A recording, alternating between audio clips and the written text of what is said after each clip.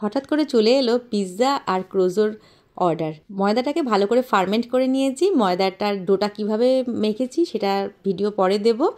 আর পিৎজাটা এত টেম্পটিং ছিল যে আমি আর লোভ সামলাতে না পেরে একদম তাড়াতাড়ি করে আপলোড করছি। ভালো করে রুটিগুলোকে বেলে নিয়েছি, দুটো রুটি বেলে নিয়েছি, একটা বড় রুটি একটা ছোট রুটি। একটু ইচ্ছা ছিল পরাঠা পিৎজা তৈরি করার। তা পরাঠা পিৎজা তৈরি করার জন্য আমি একটু অন্যরকমভাবে করছি। দেখুন আপনাদের কীরকম লাগছে, ভালো লাগলে অবশ্যই কমেন্টস করবেন। বড় রুটিটাকে বেশ সুন্দর করে দিয়ে দিলাম। আর ফ্রিজ খুলে দেখি আমার যে পিৎজা পাস্তার সসটা বানানো থাকে সেটা শেষ হয়ে গেছে।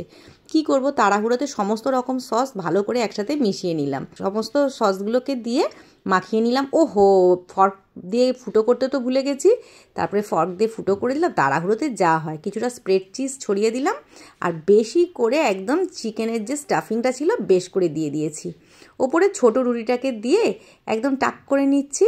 আর টাক করতে হবে কিন্তু খুব সুন্দর করে, যাতে খুলে না যায়। আর ওখানে কিন্তু আবার ফর্ক করলে চলবে না, কারণ তাহলে তো সেই ফোলা ব্যাপারটা থাকবে না। ওপরে আরও একটু সস দিয়ে দিলাম।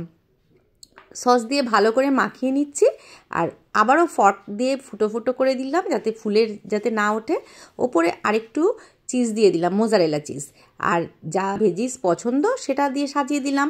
এখানে আমি ক্যাপসিকাম, টমেটো, পেঁয়াজ দিয়েছিলাম।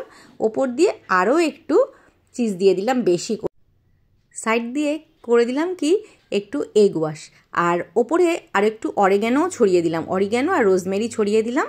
আর সাইডগুলোকে একটু এগ ওয়াশ করে দিলাম। ব্যাস রেডি হয়ে গেল। আর এটাকে কিন্তু আমি বেক করেছি 180 ডিগ্রি সেন্টিগ্রেড তাপমাত্রাতে 20 মিনিটস।